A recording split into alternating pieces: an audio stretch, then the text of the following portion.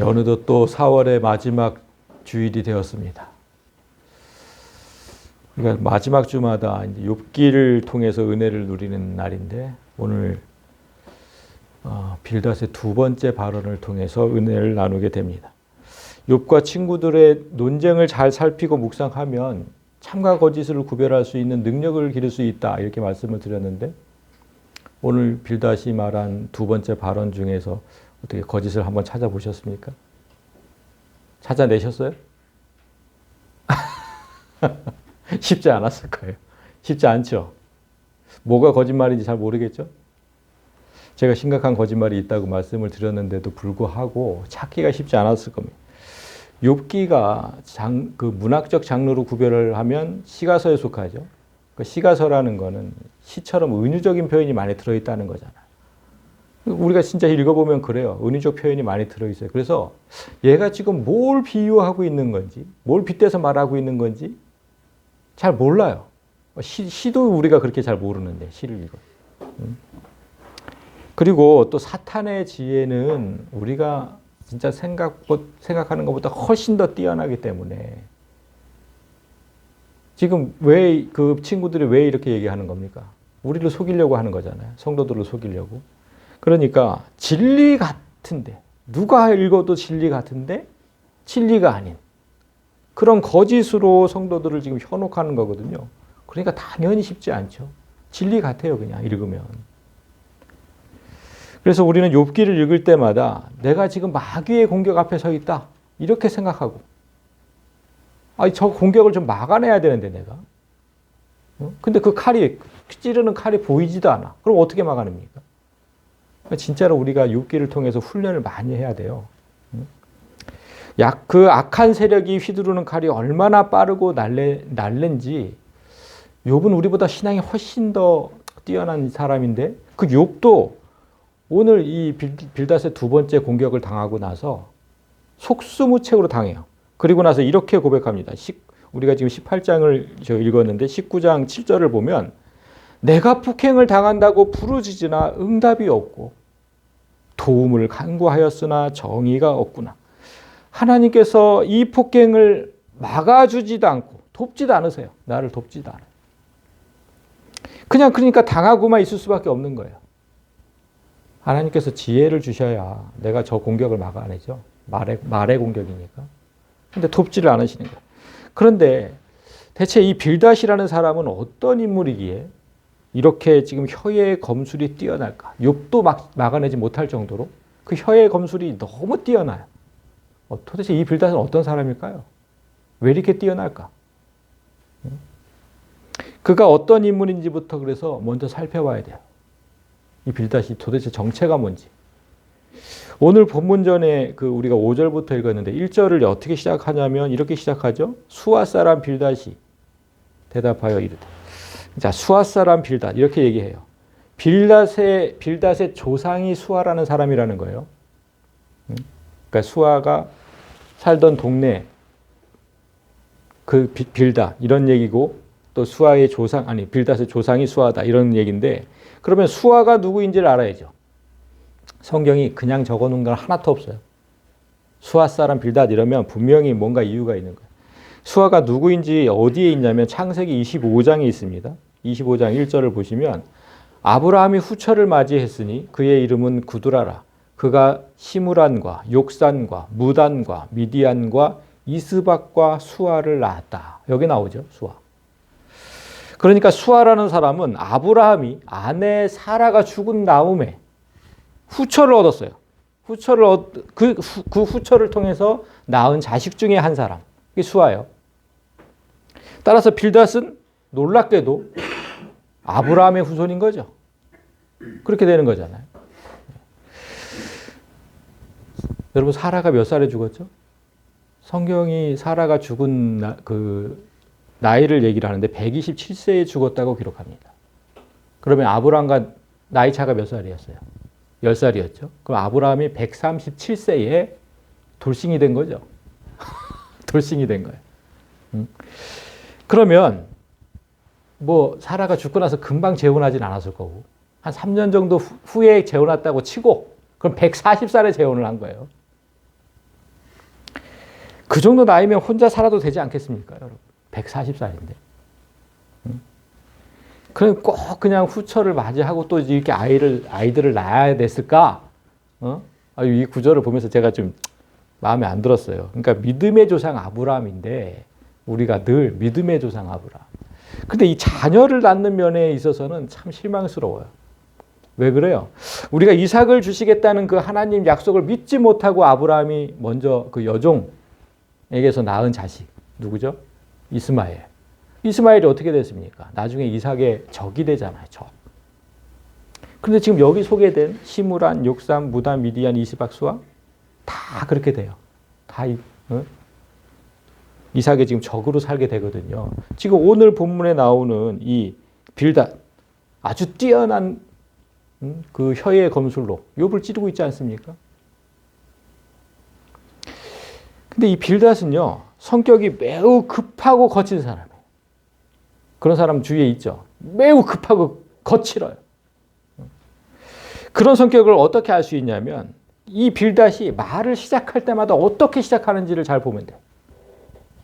빌닷이 첫 번째 발언을 시작했던 때 8장에 있어요. 8장 2절을 보면 이렇게 시작합니다. 네가 어느 때까지 이런 말을 하겠으며 어느 때까지 네 입의 말이 광풍과 같겠느냐. 그러니까 말을 시작할 때 대뜸 이렇게 시작하는 거예요. 너의 그 미친 소리를 내가 언제까지 들어야 되냐. 광풍과. 대뜸 그렇게 시작하는 말을. 너 미친 소리를 내가 끝까지 들어야 돼? 아주 거칠죠. 급하고. 오늘 두 번째 발언에서도 이랑 똑같이 시작합니다. 똑같이. 18장 2절이죠. 너희가 어느 때에 가서 말을 끝이 맺겠느냐. 좀 깨달아라. 그 후에 우리가 말하리. 대체 언제까지 너희들만 그렇게 주저주저 될 거냐. 똑같이 얘기하는 거예요. 내가 언제까지 들어줘야 되냐. 그거를. 제발 나도 말 좀 하자. 나도 말 좀 해. 급한 거죠. 급한. 그러니까 새 친구가 번갈아 가면서 한 번씩 말을 하죠. 지금 6길 구성을 보면. 근데 한 친구가 말할 때마다 욥이 또 얘기를 하잖아요. 그러니까 내 순서가 돌아오려고 그러면 한참이 걸리는 거예요. 아주 그냥 성격이 급한 사람은 미치는 거예요, 그냥. 그리고 지금 빌닷이 사용하는 저 대명, 제가 지금 빨간 걸로 해놨는데, 복수로 돼 있죠? 너희, 우리. 이 이상하지 않으셨어요? 읽으시면서? 아니, 지금 욥한테 뭐라고 해야 되잖아, 욥한테. 그럼 너 언제 말을 끝낼 거냐 이래야 되잖아요. 그죠? 근데 지금 너희 복수를 썼어요. 그리고 나도 말 좀 하자. 그래야 되는데 우리라는 또 복수를 썼어요. 이상하지 않으셨어요? 여기서 말하는 너희는 누구고 우리는 누굴까 그럼? 그러니까 성경 한 구절 한 구절 보시면서 다 이상해야 된다니까요, 여러분. 제가 늘 얘기하죠. 이상해야 돼요. 그래야 깊이 깨달아져요. 그걸 자꾸만 파헤쳐야. 빌닷은 지금 욥한테만 뭐라고 하고 있는 게 아닌 거예요. 자기 차례가 돌아오기 직전에 누구랑 얘기했어요? 엘리바스랑 욥이 얘기했죠?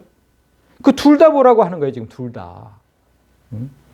욥처럼 자기 죄를 깨닫지 못하는 애한테 뭘 그렇게 구구절절히 얘기를 하냐는 거예요, 엘리바스한테. 그리고는 다시 우리라고 표현하죠. 그러니까 지금 남아있는 소바라고 나. 우리도 얘기 좀 하자. 왜 니들 둘만 그렇게 길게 얘기하냐. 이렇게 얘기하는 거거든요. 욥과 엘리바스가 나눈 대화 중에 뭔가 되게 마음에 안 들었던 거예요.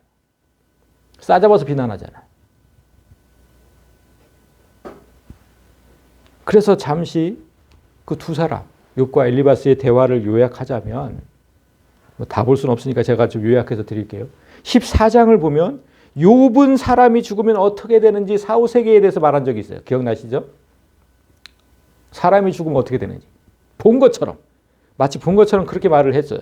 그리고 세상의 마지막 날 또 어떻게 되는지. 그것까지도 얘기를 했거든요.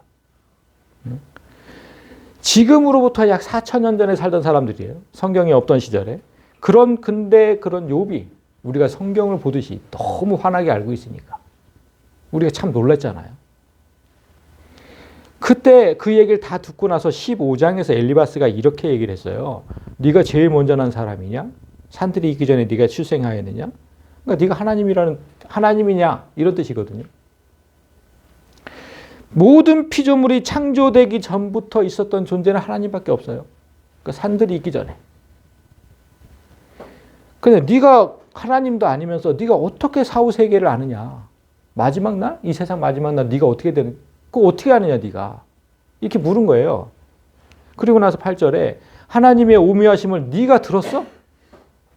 그 하나님의 모든 섭리를 깨달을 지혜를 너 혼자 가졌어? 뭐 때문에 너는 그렇게 얘기하는 거냐? 이렇게 따졌거든요. 그리고 나서 9절에 네가 아는 것을 우리가 알지 못하는 게 도대체 뭐냐? 네가 깨달은 것을 우리가 소유하지 못한 게 뭐냐? 우리 중에는 머리가 흰 사람도 있고 연로한 사람도 있고 네 아버지보다 나이가 많은 사람도 있다. 너보다 더 많이 배웠고 너보다 더 많은 경험을 했고 근데 왜 우리가 알지 못하는 걸 너만 깨달은 것처럼 그렇게 헛소리를 짓거리니 막 이랬잖아요. 기억나시죠? 성격이 급한 빌닷이 이들의 말을 들을 때 마음이 답답해 죽을 지경이에요. 왜 그랬을까요? 왜? 욥의 미친 소리를 아까 광풍과 같다 그랬잖아요. 욥의 미친 소리를 듣고 엘리바스가 계속 나이 얘기만 하는 거예요. 나이 얘기만. 여기서 계속 네가 제일 먼저 낳느냐, 너 혼자, 네가 아는 것을 우리 나이 많은 사람이 알지 못하는 게 뭐냐, 우리는 이렇게 나이가 많다. 계속 나이 얘기. 아니 지금 여기서 나이 얘기가 왜 나오냐는 거예요. 빌닷이 생각할 때는. 나이 많은 게 자랑이에요 지금. 저런 놈은 그냥 단칼에 베어버려야 되는데 계속 나이 얘기만 하니까 이게 못마땅한 거예요. 옆에서 듣고 있자니까. 그래서 빌닷은 오늘 참고 참았던, 정말 참고 참았던 그 무서운 칼을 마침내 꺼내 들어요. 나이 얘기를 왜 해? 저거 한 칼에 내가 베어버릴 수 있는데. 빌닷이 사용하는 칼은 엘리바스가 사용한 칼과 종류는 같습니다. 그런데 그 무술 실력은 너무 엘리바스의 비교가 안 돼. 너무나 뛰어나. 그 칼의 종류가 같다는 의미는 그들 모두 악인론을 펼쳤다는 거예요. 악인이 어떻게 되는지. 그러니까 욥이 지금 악인이라는 거잖아요. 욥은 하나님께 저주받은 악인이라고 일단 단정하고 너 악인이야 이렇게 단정하고 그 악인의 결말이 어떻게 되는지 사정없이 찌르는 점은 둘 다 똑같아요. 그러니까 칼의 종류는 같은 거예요. 그런데 오늘 빌닷의 칼은 정말 잔인의 끝판왕을 보여줍니다. 읽으시면서 그거 느끼셨어요? 잔인의 끝판왕? 욥은 14장에서 사람의 사후 세계를 말하고 그리고 또 더 놀라운 건 16장에서 중보자 그리스도께서 하늘에 계신다는 믿음을 고백했죠. 그 예리한 공격, 이건 사탄 마귀에 속한 사람들이 받아내기엔 정말 예리한 공격이거든요. 그 예리한 공격에 맞서는 빌닷은 오늘 비장의 무기를 꺼내 들어요. 그래야 맞서 싸울 수 있거든요. 예수 그리스도까지 나왔는데. 그래서 그가 꺼낸 무기가 뭘까요? 바로 지옥입니다. 지옥의 카드를 꺼내더라. 이런 거예요. 네가 14장 16장을 다 들었어. 그러니까 네가 지금 죽으면 너 하늘로 올라간다고? 그 하늘에 너의 구원자가 있다고? 아니, 너 같은 악인이 갈 곳은 지옥이야. 이렇게 얘기를 해요. 내가 지금부터 그 지옥을 너에게 보여줄게. 이렇게 얘기하는 거예요. 네가 갈 지옥. 정말 놀라운 건요. 욥이 천국을 본 것처럼 말했잖아요. 그런데 이 빌닷도 지옥을 마치 본 것처럼 말을 해요. 어떻게 이렇게 똑같이 얘기해? 그러니까 성경이 기록한 지옥 그대로 똑같이 얘기합니다. 그는 대체 어떻게 지옥을 보았을까? 신기해요. 빌닷이 어떻게 지옥을 보았지? 간단하죠, 여러분. 욥은 어떻게 천국을 봤어요? 성령이 보여주신 거잖아요. 그럼 지옥을 누가 보여줬겠어요? 사탄 마귀가 보여준 거죠. 응? 이름에서, 그 빌닷이라는 그 이름에서 그 힌트를 알 수 있어요. 자, 빌닷, 벨이 사랑하다. 이런 뜻이거든요. 그럼 벨이 누굴까요? 벨이라는 그 단어를 성경에서 보신 적 있으세요? 이사야서에 있어요. 이사야에. 벨은 바벨론의 신이거든요. 이사야서 46장 1절을 보면 벨은 엎드러졌고 느보는 구부러졌도다. 그들의 우상은 짐승과 가축에게 실렸으니 너희가 떠매고 다니던 그것들이 피곤한 짐승의 무거운 짐이 되었도다. 이사야를 통해서 이제 그 모든 우상들이 무너지는 장면을 이제 예언케 하신 건데 바벨론의 신이었어요. 바벨론의 신. 그러니까 바벨론은 뭡니까? 적그리스도의 나라거든요. 그 나라를 다스리는 신이 벨이에요. 근데 그가 사랑하는 사람이 빌닷인 거예요. 빌닷이 지옥을 본 것처럼 말할 수 있는 이유는 누구나 다 자기가 사는 거처를 너무나 잘 알기 때문이죠.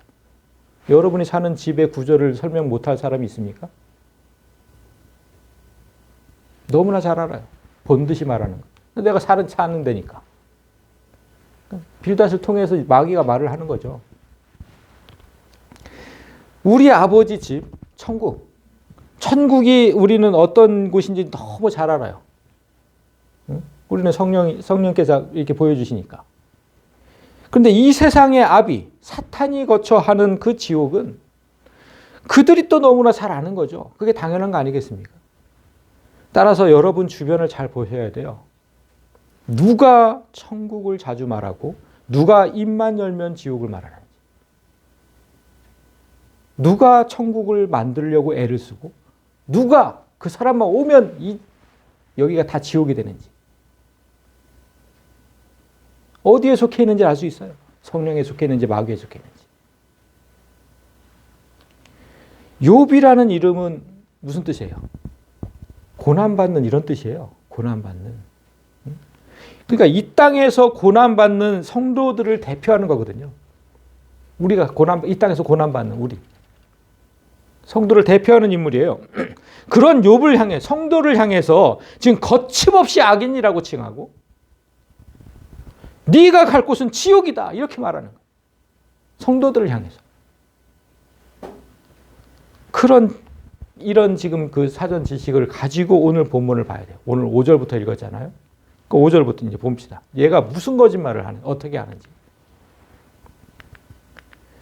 자, 악인의 빛은 꺼지고 그의 불꽃은 빛나지 않을 것이요. 그의 장막 안의 빛은 어두워지고 그의 등불은 꺼질 것이요. 이 두 절에서 우리는 사탄의 지혜가 얼마나 뛰어난지 알 수 있어요. 이 두 절에서. 그래서 우리는 이 두 절에서 어떤 오류를 발견해야만 합니다. 딱 들으면 와 저놈 봐라 이래야 돼요. 저 거짓이네. 저 거짓말을 말하네. 근데 여기 두 절에서 거짓이라고 발견할 수 있는 성도가 몇이나 될까? 아니 저는 목사 중에도 별로 없다고 생각해요. 심각한 거죠. 거짓을 발견하지 못하니까 다 끌려가는 거예요. 교회가 신천지에 넘어가고 막.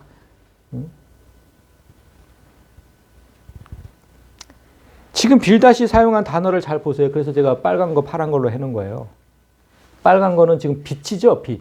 악인의 빛 그리고 악인 집의 빛. 파란 거는 불이에요. 불꽃. 그리고 등불도 불이고. 빛과 불 뭐가 다를까요? 빛과 불이. 지금 이렇게 보면 전부 어두운 곳을 환하게 만든다는 게 비슷하잖아요. 빛과 불은. 그죠? 어두운 곳을 환하게 만들어. 그런 단어를 지금 사용하고 있는 거예요. 그런데 빨간색 단어와 파란색 단어는 완전히 다른 거예요. 하나님께서 이 두 단어에 대해서 말씀하신 적이 있어요. 빛과 불에 대해서, 등불에 대해서. 뭐라고 말씀하셨는지 봅시다. 잠언 13장 9절에 있습니다. 의인의 빛은 환하게 빛나고 악인의 등불은 꺼진다. 지금 빛과 등불을 분명하게 얘기하시죠? 의인이 가진 건 빛인 거예요. 그리고 악인이 가진 건 등불인 거예요. 하나님께서 왜 이렇게 표현하셨을까? 빛 하면 제일 먼저 떠오르는 구절이 뭐가 있어요, 여러분? 성경에서. 빛 하면 제일 먼저 떠오르는 구절. 예? 그게 어디가 제일 먼저 떠올라요? 그렇죠. 창세기 1장 1. 그 다음에 제가 항상 그걸 같이 연계해서 얘기했던 거. 창세기 1장과 어디가 똑같다고? 요한복음 1장. 그렇죠. 두 개가 똑같아요. 창세기 1장과 요한복음 1장은. 같이 보시라고 항상 얘기했잖아요. 자, 보세요. 하나님이 이르시되 빛이 있으라 하시니 빛이 있었고, 이게 창세기 1장 3절이고, 예수 안에 생명이 있었는데 이 생명은 사람들의 빛이래. 이게 요한복음 1장 4절이에요. 따라서 빛은 인간이 만든 게 아니에요. 하나님이 만드신 거예요. 그런데 불은 아니죠. 불은 인간들이 이렇게 피워서 만드는 거잖아요. 등불도 그렇고, 불꽃도 그렇고. 근데 이 빛은 지금 뭐래요? 하나님께서 만드신 빛이고, 인간에게는 영원한 생명을 뜻한다. 영원한 생명. 예수 안에 있는 생명. 그래서 이 빛은 의인에게만 있는 거예요. 의인에게만. 악인에게는 절대로 없어요. 이 빛은. 영원한 생명이잖아요. 영원한 생명. 그런데 이 지금 악인의 빛이라 그러잖아요. 악인의 빛. 악인에게 영원한 생명이 있다는 거예요, 지금. 말 자체가 성립이 되지 않아요. 악인의 빛이라는 건. 자, 그러니까 지금 잠언의 말씀, 이 잠언의 말씀 무슨 뜻이냐면, 의인이 가진 생명은 영원히 꺼지지 않는 생명이다. 그런데 악인이 가진 생명은 그야말로 바람만 불면 쉽게 꺼지는, 70세, 80세 되면 죽는 그런 생명이라는 거거든요, 지금. 하나님이 이렇게 말씀하신 거예요. 우리 의인은 영원히 죽지 않죠? 여기서 이 생명 끝나는 거 죽는 거 아니잖아요, 그거 우리 입장에서는. 근데 악인은 그걸로 끝이다는 거예요, 악인은. 지금 그렇게 말씀하신 거예요. 그러니까 지금 이 구절을 잘 보세요. 지금 빌닷이 한 말은 욥에게도 영원한 생명이 있었다는 거예요. 있었는데 꺼졌다는 거예요, 지금. 욥, 그러니까 악인이라고 치고. 악인에게도 한때 영원한 생명이 있었는데 그 빛이 왜 꺼졌을까요? 죄를 많이 지어서. 지금 그 말인 거예요. 그리고 간신히 연명하고 있는 육체의 생명도 이제 곧 꺼질 것이다. 그의 등불도 이제 꺼질 것이다. 그 육체의 생명. 이렇게 얘기한 겁니다. 그래, 너한테도 영원한 생명이 있었지. 근데 너 죄를 많이 지어서 그 이제 꺼졌어. 그 영원한 생명 없어졌어. 그리고 너 육체의 생명도 이제 곧 죽을 거고. 영적인 생명, 육체적 생명 다 죽을 거야, 이제. 이렇게 얘기한 거예요. 우리에게 그게 정말 얼마나 심각한 거짓인지를 이걸 아셔야 돼요. 왜 이게 심각한 거짓인지. 잘 보세요. 우리에게 주어진 빛, 그 영원한 생명, 예수 그리스도께서 주신 거잖아요. 그리스도께서 십자가 대속으로 우리를 대신해서 죽으심으로 그렇게 해서 주신 생명은 그 무엇으로도 꺼지지 않아요. 절대로 꺼지지 않아요. 하나님께서 만드신 빛인데 왜 꺼져요, 그게.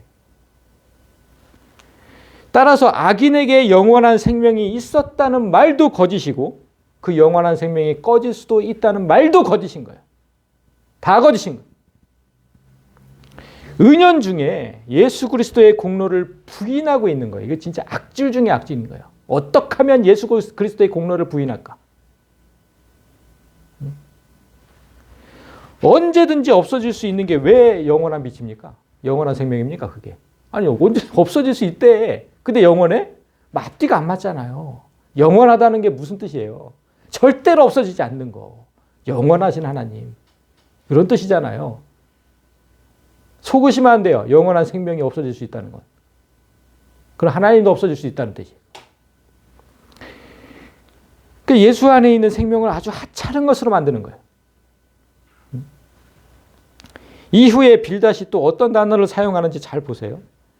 그의 활기찬 걸음이 피곤하여지고 그가 마련한 꾀에 스스로 빠질 것이다.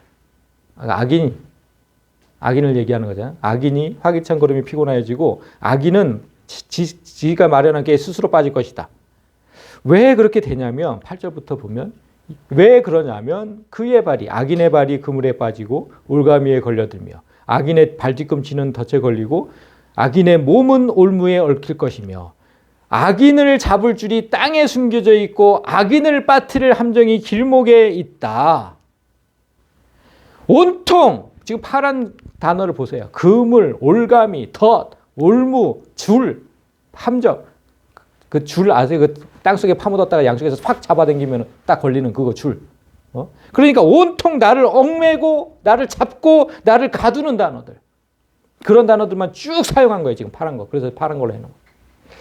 서서히 지금 필다시 지옥으로 가는 길목을 설명하고 있는 거예요.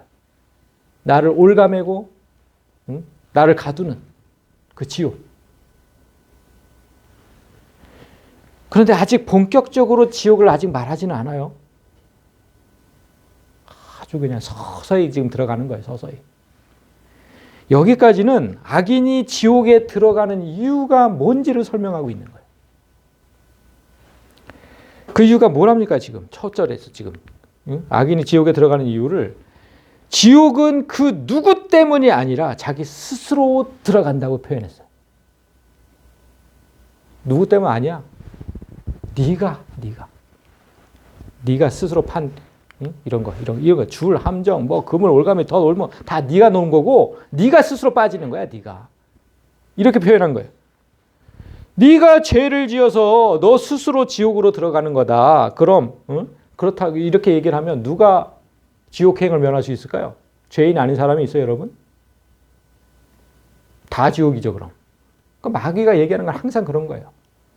죄를 지었으면 지옥을 가야지.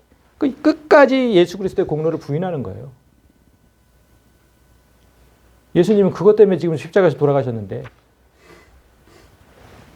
그리고 여러분, 마지막 날 지금 심판은 누가 하죠? 마지막 날 심판. 하나님은 하시잖아요. 성부 하나님이 하세요? 성부 하나님이 하세요? 성자 하나님이 하세요? 마지막 심판은 성부가 할까요? 성자가 할까요? 성부 하나님? 확실해요? 확실합니까? 첫 심판, 노아 때 심판은 누가 하셨어요? 어떤 하나님? 성부 하나님, 성자 하나님? 성부 하나님. 그러면 잘 보세요. 예수님이 뭐라 그러셨냐면 마지막 심판은 내가 한다 그랬어요. 아버지께서 아무도 심판하지 아니하시고 심판을 다 아들에게 맡기셨다. 그럼 마지막 심판 때 성부 하나님은 뭐 하실까요? 뭐 하실까요? 뒷방 늙은인가? 아무것도 안 하시나? 아까 그 노아의 심판을 성부 하나님이 하셨다고 이제 다들 생각하잖아요. 그죠? 그때 뭐 성자도 없었고. 당연히 성부 하나님이 했을 것이다. 다들 이렇게 생각해요. 정말 성부 하나님이 하셨다면. 근데 정말 놀라운 게 뭐냐면 베드로후서 3장을 보면 첫 심판을 하신 분이 마지막 심판도 똑같이 하신다고 기록되어 있어요. 그럼 누굴까? 도대체 이거는 분명히 성자가 한다는. 그럼 그것도 노아 심판도 성자가 하셨을까요? 그럼 성부 하나님은 한 번도 심판 안 하셨을까? 마지막 심판도 안 하고 첫 심판도 안 하고. 제가 이런 얘기를 지금 왜 하는지 아시죠? 삼위일체. 제가 아무튼 때때마다 할 겁니다. 따로 있다고 생각하면 성경이 아무것도 이해가 안 된다 그랬잖아요. 또 깊이 들어가지 말고 한 번씩만 할 거니까. 사람이 천국으로 갈지 지옥으로 갈지는 이 말씀에 따라서 심판주이신 예수 그리스도께 달려 있는 거예요. 그 누구도 스스로 갈 수 없다. 지금 빌닷은 스스로 간다 그랬잖아요. 스스로. 예수께서 주시는 생명? 그거 아무것도 아니라고 얘기하는 거예요. 아까 그랬잖아요. 그거 없어질 수도 있다. 아무것도 아니야. 그리고 너희들이 죄를 지으면 언제든지 없어질 수 있는 생명이야. 그리고 네 운명 그거 너한테 달렸어. 스스로. 너한테 달렸어. 누구도 너의 운명을 결정할 수 없어. 네 스스로 결정하는 거야. 이게 진짜 심각한 거짓말인 거야. 요즘 교회 안에서도 이게 얼마나 퍼져 있는지 몰라요. 네가 얼마나 그 행위를 잘하는지에 따라서 구원이 달렸다. 그리스도의 공로는 다 무시하는 거예요. 행위를 강조해. 계속 요즘 교회가. 똑같은 거예요. 똑같은 거. 예수께서 주시는 생명, 예수께서 하실 심판 모두 부인하는 겁니다. 네 스스로 하는 거야, 네 스스로. 그러니까 벨이 사랑하는 자라 그랬잖아요. 지금 벨이 사랑하는 자. 빌닷이 이렇게 열심히 그리스도를 부인하고 있어요. 그 이유가 뭘까요? 그 이유가 욥이 자꾸만 그리스도를 언급했기 때문이에요. 그게 너무 듣기 싫은 거예요, 지금. 마귀 입장에서는. 자꾸 부인하는 거예요, 그래서 그리스도를. 16장에서 욥이 이렇게 예수 그리스도를 언급을 했잖아요. 땅아, 내 피를 가리지 마라. 나의 부르짖음이 머물지 못하게 하라. 이게 뭐라 그랬어요? 땅아, 내가 억울하게 쏟은 피를 가리지 마라. 응? 정말 피를 많이 쏟았는데 욥이 그 피를 가리지 마라. 하늘에서 봐야 되니까. 저 하늘에서 내가 쏟은 피를 보셔야 된다. 가리지 마라. 그리고 내가 피를 토하며 부르짖었던 그 울분을 붙잡지 마라. 그 부르짖음이 땅에 머물지 못하게 해라. 붙잡지 마라. 내 울분을. 왜? 저 하늘에서 들으셔야 되니까 내 울분을. 그리고 나서 19절에서 이렇게 얘기한 거예요. 지금 나의 증인이 하늘에 계시고 나의 중보자가 높은 데 계신다. 그러니까 내 피, 내 울분 다 가리지 말고 붙잡지 말고 정말 열심히 예수 그리스도를 찾았거든요. 중보자. 내 구원자를 찾았거든요. 주 구원자를. 이렇게 우리가 이 땅에서 겪는 괴로움을 가지고 저 위에 계신 나의 구원이신 하나님을 찾기 시작하면 마귀는 정말 심각해져요. 왜 심각해지냐면 이 구절 잘 아시잖아요. 로마서 8장에 있는 성령은 우리의 연약함을 도우셔서 우리는 마땅히 기도할 바를 알지 못해요. 어떻게 도움을 구해야 되는지도 몰라. 그런데 성령께서 말할 수 없는 탄식으로 우리를 위해서 친히 간구하신대. 우리는 그저 그러니까 하나님만 찾으면 된다는 거예요. 우리는 그저 하나님만 찾으면 하나님 저 좀 도와주세요.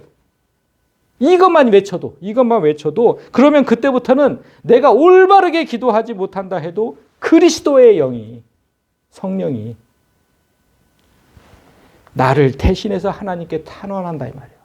그러니까 여러분은 하나님만 찾으시면 된다고. 예수께서 기도하는데 하나님께서 안 들어주시겠습니까? 그래서 마귀는 어떻게 하든지 성도가 하나님을 찾고 붙드는 일을 결사적으로 막아야 돼요. 그것만 못하게 하면 돼요. 이제 마귀가 사생결단의 마음으로 그 성도를 어떻게 막는지 잘 보세요. 그 다음 구절부터가 그게 써 있는 거예요. 11절부터가. 무서운 것이 사방에서 그를 놀라게 하고 그 뒤를 쫓아갈 것이며 그의 힘은 기근으로 말미암아 쇠하고 그 곁에는 재앙이 기다릴 것이며 질병이 그의 피부를 삼키리니 곧 사망의 장자가 그의 지체를 먹을 것이며 그가 의지했던 것들이 장막에서 뽑히며 그는 공포의 왕에게로 잡혀가고 지옥의 모든 권세를 총동원해서 우리가 예수를 찾는 일을 방해하겠다는 겁니다. 지금 파란 거 다 지옥의 총 권세, 모든 권세를 동원해서. 빌닷이 이번에 또 어떤 단어를 썼는지 제가 파란 걸로 해놓은 거예요. 잘 보면 자 무서운 거 공포잖아요. 공포가 사방에서 그를 놀라게 하고 그러니까 공포와 사망의 권세. 지금 빌닷은 이제 서서히 지옥의 주인인지 누구인지 밝히는 겁니다. 사탄은 인간에게 기근과 재앙으로 다가와요. 사탄이 인간에게 다가올 때 저 기근과 재앙으로 다가와. 그리고 때로는 질병으로 찾아오죠. 그래서 그는 사망의 장자라고 불리고 공포의 왕이라고 불려요. 우리 인간들에게 그렇게 불려요. 여러분 사망의 장자가 무슨 뜻일까요? 사망의 장자. 네? 무슨 뜻인 것 같아요? 사망의 장자가 무슨 뜻일 것 같아요? 제일 첫 번째로 죽었다는 거예요. 사탄이. 우리가 이런 말 쓰잖아요. 예수님은 부활의 첫 열매다. 무슨 뜻? 다시 사신 그 첫 열매. 처음으로 다시 사신 분. 그 영원한 생명의 장자. 그분이 예수 그리스도고 사탄은 사망의 첫 열매. 영원한 죽음의 첫 주인공이 사탄인 거예요. 그래서 예수 안에 있으면 영원히 살고 사탄 안에 있으면 영원히 죽는 거예요. 바울이 그래서 사탄을 부를 때 어떻게 불렀는지 보면 고린도전서 15장 사망아 너의 승리가 어디 있느냐, 사망아 네가 쏘는 것이 어디 있느냐 이렇게 했어요. 이 말씀이 고린도전서 15장에 있으니까 무슨 장? 부활장이잖아요. 부활장. 그럼 예수께서 부활하신 후에 생긴 현상을 지금 바울이 얘기하는 거거든요. 예수님께서 부활하신 후에 이런 현상이 생겼다는 거예요. 예수께서 부활하신 후에 성도에게 죽음은 없다. 이제. 그런데 바울이 사망을 지금 인격화해서 부르고 있잖아요. 사망아 이러면서. 그러니까 사탄과 사망을 동일시한 거예요. 사망을 사탄으로 바꿔서 읽어보면 편해요. 그래서 사탄아 너의 승리가 어디 있느냐. 사탄아 네가 쏘는 거 그 죽음이 어디 있느냐. 이제 없어. 이제 없다고. 예수께서 부활하셨으니까. 이렇게 얘기한 거예요. 여러분 사람에게 가장 큰 공포가 뭐죠? 죽음이에요. 죽음. 죽음보다 더한 공포가 사람에게는 없어요. 그래서 사탄이 지금 사망의 장자고 공포의 왕인 거예요.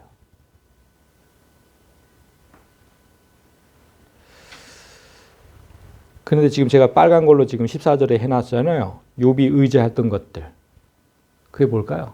그게 아까 우리가 얘기했던 거예요. 저 하늘 위에 나를 도울 중보자가 계신다는 믿음.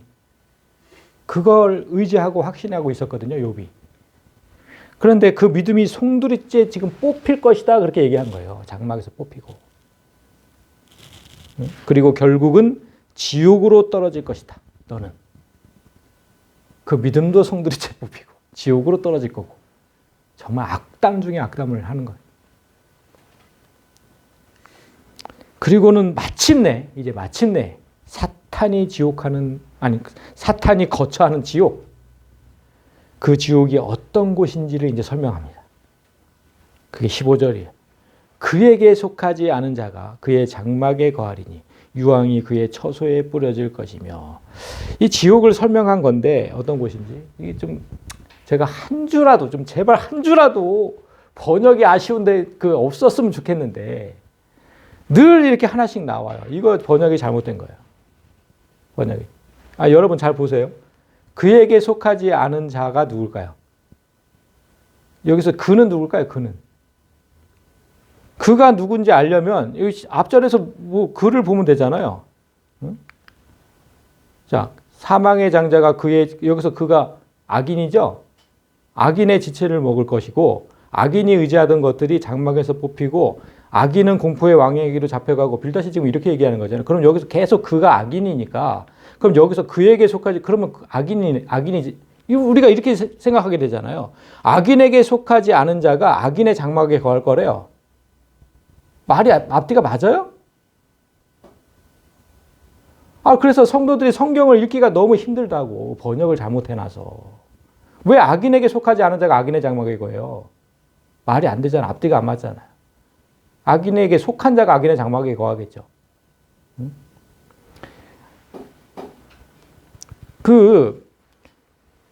악인에게 속하지 않은 자면 의인이죠?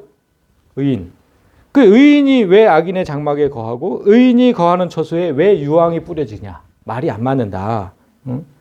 빌닷도 의인은 이곳에 오지 않는다고 얘기하거든요. 자꾸만 빌닷도 악인이 간다고 얘기를 하지 의인은 가지 않는다고 얘기를 해요. 그러니까 이거 지금 잘못된 거예요.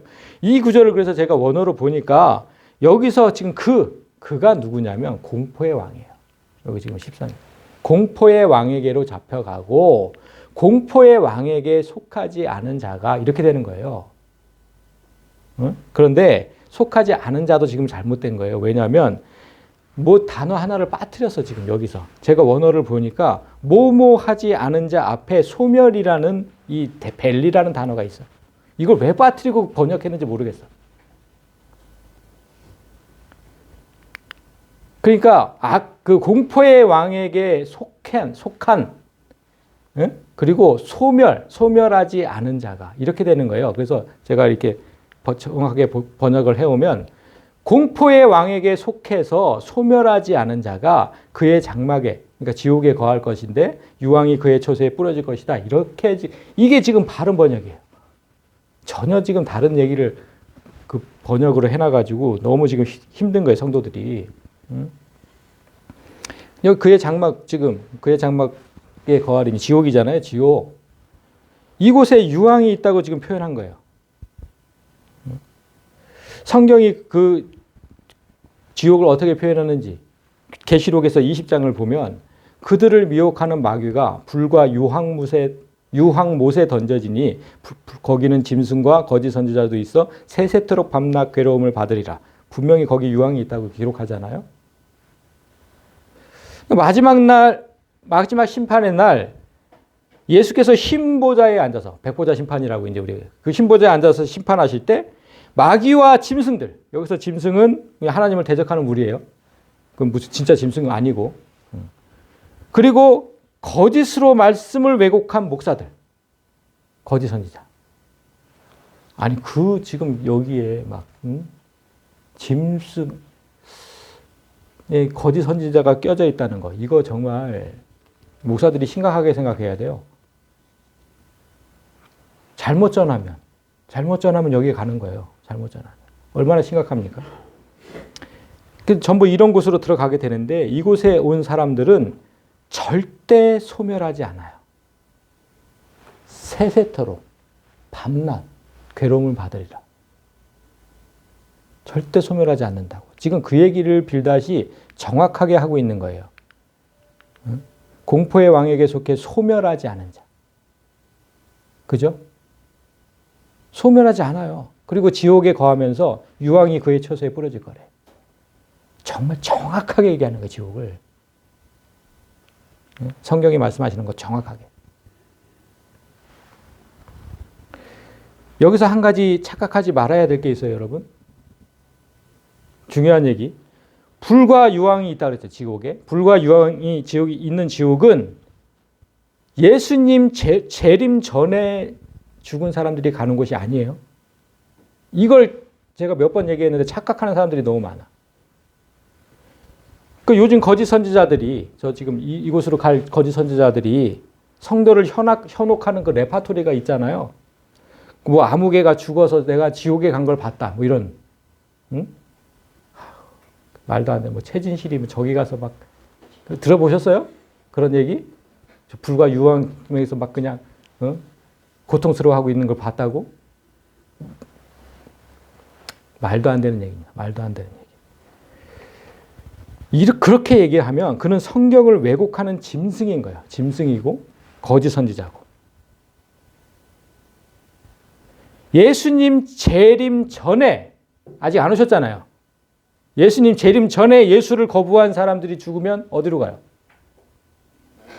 그걸 제가 몇 번 설명을 드렸는데 구약 히브리어로는 스올, 구약 성경에서 스올이라는 단어를 많이 보죠? 거기로 가는 거예요. 재림 전에 죽은 사람들이 가는 곳은. 그리고 신약 헬라어로는 이거 스올을 뭐라고 번역했냐면 하데스라고 번역을 했는데 우리말로 음부라고 이제 번역을 한 거예요. 이곳으로 가요. 이곳으로. 재림 전에는. 그래서 이 예수님께서 이 음부 하데스를 어떻게 표현하셨냐면 그가 음부에서 고통 중에 눈을 들어 멀리 아브라함과 그의 품에 있는 나사로를 보고, 어느 장면인지 아시죠? 부자와 나사로. 예수님 오시기 전에, 재림 전이니까 지금 그 음부라고 표현을 하신 거예요. 여기서 음부가 지금 하데스인 거예요. 하데스. 그 죽은 자의 임시 거처예요. 임시 거처. 제가 왜 가로쳐 놓고 임시라고 해놨는지. 예수님 재림 전까지만 악인들이 거하는 곳이기 때문에 임시 거처라고 해놓은 거예요. 예수님이 재림하시면 악인들이 가는 불과 유황으로 덮인 그 최종 지옥은 게헨나라고 불려요. 게헨나. 그 어디 이제 기록되어 있냐면 마태복음 10장에 몸은 죽여도 영혼은 능히 죽이지 못하는 자들을 두려워하지 말고 오직 몸과 영혼을 능히 지옥에 멸하실 수 있는 이를 두려워하라. 이 말씀 아시죠? 잘 아시는 말씀. 여기서 지옥이 이 게헨나예요. 불과 유황에 펄펄 끓는 지옥. 그래서 성경을 뭐 다 그냥 또 지옥이라고 번역해놓고 막 이래가지고 그 하데스도 지옥이라고 번역해 놓은 데가 있거든요. 그런 게 좀 아쉬운 거죠. 오늘 빌닷은 지금 이곳 최종 지옥을 본 것처럼 상세하게 묘사한 거예요. 그래서 다음 절을 보면 16절에 이렇게 기록해요. 밑으로 그의 뿌리가 마르고 위로는 그의 가지가 시들 것이며, 그러니까 뜨거운 불못에서 영원히 살아야 하는 영혼들이 겪게 될 모습을 지금 형상화하고 있는 거예요. 그리고 이후 구절은 악인이 지옥에 들어간 후에 이제 벌어질 일들이에요.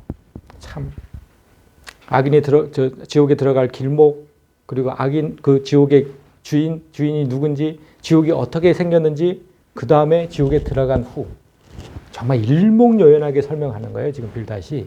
이후 구절은 이제 그렇게 지옥에 들어간 이후에 어떻게 되는지, 그를 기념함이 땅에서 사라지고 거리에서는 그의 이름이 전해지지 않을 것이며,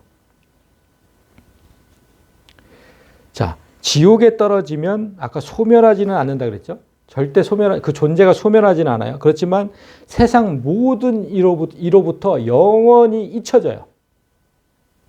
소멸과 잊혀지는 건 다른 거죠. 그 누구도 기억하지 않는다는 거예요. 그 지옥에 떨어진 자들을. 누구도 기억하지 않아. 그 영원히 고통만 받는 거예요. 거기서. 아, 누가 지금 지옥에서 고통받고 있겠네? 이거 기억하지도 않아요. 그냥. 누구도 기억하지 않아. 소멸하지 않는 존재가 영원히 고통만 받아, 지옥이. 그러니까 여러분, 얼마나 무섭고, 이거 우리가 한 사람이라도 우리 가족부터 시작해서 구원해야 되지 않겠습니까? 여기 떨어진 자는 그래요. 그런데 여러분, 성도는 안 그래요. 성도는 영원히 기억된다 그래요. 영원히. 그 마태복음 13장에 있어요. 13장 41절을 보면 인자가 그 천사들을 보내, 마지막 때에 얘기하시는 거예요. 예수님이. 그들이 그 나라에서 모든 넘어지게 하는 것과 또 불법을 행하는 자들을 거두어내어서 지옥불, 그 풀무불에 던져 넣으리니 거기서 울며 이를 갈게 돼요. 그러니까 예수를 부인한 자, 악인들은 이렇게 돼요. 그런데 우리 의인, 그때의 의인들은 자기 아버지 나라에서, 천국에서 해와 같이 빛나리라. 귀 있는 자는 들을지어다. 이렇게 얘기하셨잖아요. 해가 없어집니까? 영원한 빛. 여러분, 이 해와 같이 빛난다는 말씀을 그냥 이렇게 막 빛날 거야, 이렇게 쉽게 생각하면 안 돼요. 여기도 큰 뜻이 담겨져 있는 거예요. 예수님이 그냥 말씀하신 게 아니고. 해처럼 빛날 거야. 여기 큰 뜻이 담겨져 있어요. 뭐냐면, 예수께서 주신 우리 빛이라 그랬잖아요. 빛. 이 생명이. 빛. 이 빛인데, 이 생명이 마지막 날에는 우리가 보는 저 태양처럼 아주 큰 빛으로 바뀔 거라는 거거든요. 이 안에 머물고 있는 이 작은 빛이 그렇게 정말 큰 빛으로 엄청난 생명력으로 바뀔 거라는 거예요.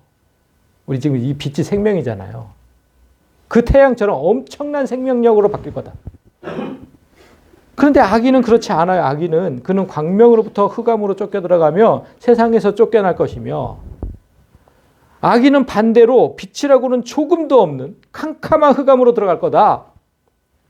그리고 다음 절에서 또 우리와 극명하게 다른 또 한 가지가 소개돼요. 19절을 보면 그는 그의 백성 가운데 후손도 없고 후예도 없을 거다. 그가 거하던 곳에는 남은 자가 단 한 사람도 없을 거다. 최종 지옥인 게헨나에 떨어진 자들에게는 어떤 생식도 일어나지 않을 거다. 이렇게 얘기한 거예요. 그냥 그 자체 존재만으로 계속 고통을 받는, 거기서 무슨 생식이 일어나요? 생식이 일어나면 큰일이죠. 그런데 우리는 달라요. 우리는 예수께서 재림하시는 날 새하늘 새 땅을 펼쳐지면 빛의 생식을 하게 돼요. 우리는 생식을 한다고, 여러분. 지금과 같은 이 육체적 생식 아니고, 그 제가 그때도 한번 말씀드렸죠. 고린도서 15장에 보면 그게 나온다고. 부활장에 보면 나온다고. 타락 전에 아담과 하와의 생식 방법, 그 빛의 생식, 그 방법이 다시 회복된다, 이렇게 말씀드렸습니다. 그러니까 제 주장이 아니라 성경에 기록되어 있어요. 그 15장, 고린도서 15장 말고도 여러 곳에 기록되어 있어요. 그 나중에 그건 진짜 좀 어려운 얘기라 제가 나중에 한다고 그랬잖아요. 그런 변화, 우리가 그렇게 지금 빛의 생식을 한다는 그런 변화를 예수님께서 지금 이렇게 표현하신 거예요. 해와 같이 빛나리라. 빛의 생식을 할 것이다. 너희에게 준 생명이, 내가 지금 너희에게 준 생명이 마지막 날에는 저 태양처럼 엄청나게 큰 빛이 돼. 그러니까 큰 생명력으로 변해서 많은 생명을 잉태할 거다. 큰 생명력이라니까 여러분. 큰 생명력. 많은 생명을 잉태할 거다. 지금 우주 가운데서도 그걸 지금 보여주고 있어요. 그 자연계시를 통해서. 어떻게 지금 생식이 일어나고 있는지. 제가 그래서 요즘 우주에 대한 공부를 얼마나 많이 하고 있는데. 네. 빌닷은 지금 이렇게 극명하게 다른 운명까지 지금 의인과 악인 너무나 달라진다고 자기 입으로 얘기하고 있는 거예요. 자기 입으로. 그래서 그 20절을 보면 그의 운명에 서쪽에서 오는 자와 동쪽에서 오는 자가 깜짝 놀라네. 이것도 잘 성도들이 읽으면 무슨 뜻인지 몰라요. 성경에서 여러분 동쪽은 시작이고 서쪽은 끝이에요. 그래서 동쪽은 이전, 서쪽은 미래예요. 그걸 그렇게 상징을 해요. 단어 자체가 그래요. 단어 자체가. 동쪽이라는 단어가 과거, 이전을 얘기를 하고 서쪽이라는 단어 자체가 또 미래를 얘기를 하고 따라서 이 구절이 무슨 그의 운명, 지옥에 떨어진 자의 운명, 그 운명이 그 먼저 온 사람들, 동쪽에서 왔다는 거. 먼저 온 나보다 지금 먼저 지옥에 간 사람들, 그 사람들이 무서워서 놀랐던 것 같이 나중에 오는 자도 자기가 처한 상황을 맞닥뜨리고는 깜짝 놀랄 거다. 이런 뜻이거든요. 그러니까 누구든지 먼저 가든 나중에 가든 자기가 맞닥뜨린 상황을 보고서는 깜짝 놀랄 거다. 아, 지옥이 이런 데였어? 지옥이 이런 데였어?